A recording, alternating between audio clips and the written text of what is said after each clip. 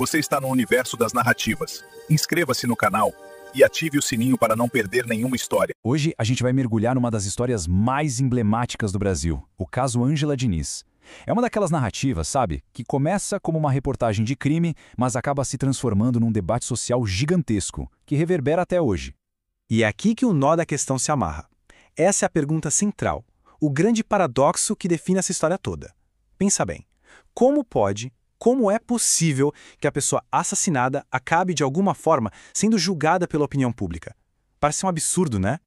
No fim das contas, tudo se resume a isso aqui.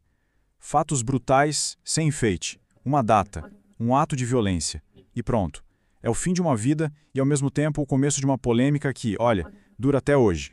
Então tá, vamos começar a desenrolar essa história. A primeira parte da nossa análise é justamente essa: um assassinato e um paradoxo. É aqui que a gente vai tentar entender o choque entre o crime em si e a narrativa que foi sendo construída em volta dele. Mas, afinal de contas, quem era Ângela Diniz? Bom, ela era uma socialite mineira, uma figura super conhecida na alta sociedade da época. Foi aí que ela ganhou aquele famoso apelido, a Pantera de Minas. E a vida dela foi interrompida de forma trágica com apenas 32 anos. E aqui estão as duas figuras centrais desse drama todo. De um lado, a vítima, Ângela Diniz. Do outro, o assassino, Doca Street, que era o companheiro dela na época do crime. Ok, vamos avançar um pouco, ou melhor, vamos voltar no tempo para entender como tudo isso se construiu. A gente precisa falar da Pantera de Minas. Porque, olha, para decifrar quem era a Ângela de 1976, temos que ir lá atrás e entender a busca dela por independência. E isso numa época super conservadora, onde esse tipo de atitude para uma mulher era quase uma afronta.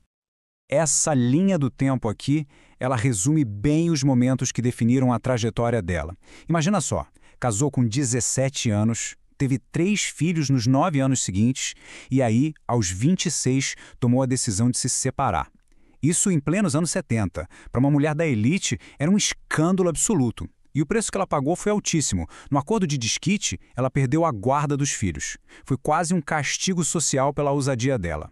E foi exatamente nesse contexto que surgiu o famoso apelido. Quem criou foi o colunista social Ibrahim Suede, a Pantera de Minas. E que nome, né? Era perfeito. Capturava exatamente essa mistura de fascínio e controvérsia que a imagem pública dela provocava em todo mundo. Pois é, e isso tudo nos leva para a terceira parte. É aqui que a vida da Ângela se torna ainda mais pública e bem mais complicada. A gente vai ver como uma série de escândalos foi usada pouco a pouco para construir uma reputação que no fim iria assombrá-la. Olha, foram 3 episódios assim, decisivos. Primeiro, em 73, a morte do caseiro dela, um caso em que ela tentou proteger o amante. Depois, em 74, uma briga de família que acabou virando uma acusação criminal de sequestro da própria filha. E para completar, em 75, uma prisão por posse de drogas. Cada um desses passos afundava ela um pouco mais aos olhos do público. E aqui tem um ponto crucial. No caso da morte do caseiro, o amante dela, o Tuca Mendes, até foi condenado, mas ele não cumpriu pena em regime fechado. Ele recebeu o que na época chamavam de sursis, que é a suspensão condicional da pena. Ou seja, na prática, ficou livre. E é aqui que a disparidade da justiça fica, assim, escancarada. Pensa só, o amante, responsável por uma morte, saiu livre. Já a Ângela, por um conflito familiar, foi sentenciada a 6 meses de prisão. Fica muito claro que o peso da lei era bem diferente dependendo de quem estava sendo julgado. Bom, agora a gente chega na quarta parte, que nos leva diretamente aos eventos do assassinato. O caso mortal. Foi um romance que começou de forma super intensa, mas que, muito rapidamente, se transformou numa tragédia. O relacionamento dela com o Doca Street foi um verdadeiro turbilhão. Durou só 4 meses, um período curtíssimo, mas muito, muito intenso. E já era marcado por ciúmes, por violência doméstica, eram sinais claros da tragédia que estava se desenhando no horizonte. Até o local do crime tem uma ironia sombria, né? Uma casa na Praia dos Ossos, lá em Búzios. Eles tinham ido para lá justamente para buscar um pouco de paz, para fugir da atenção da mídia, das colunas sociais, e foi exatamente lá que a perseguição da mídia se tornou, de fato, eterna. 4. Esse foi o número de tiros, disparados de uma pistola Beretta numa explosão de violência. 3 tiros atingiram o rosto dela, e o último, na nuca. Foi um ato de uma brutalidade que parecia buscar apagar não só a vida dela, mas a própria imagem.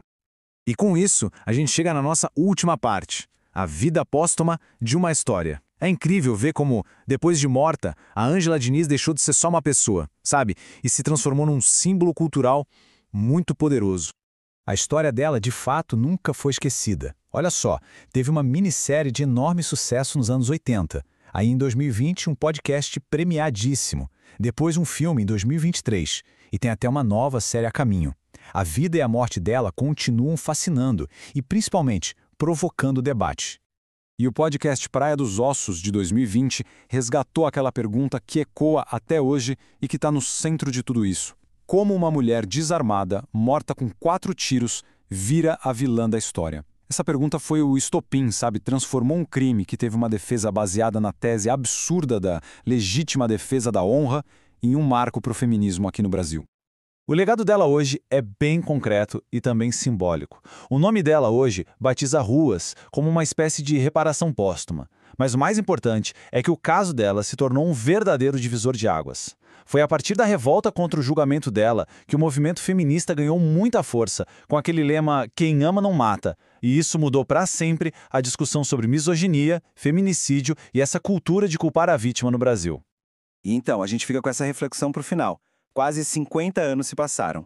O que a trajetória da Ângela Diniz ainda revela sobre a maneira como a nossa sociedade enxerga e julga as vítimas, principalmente quando são mulheres?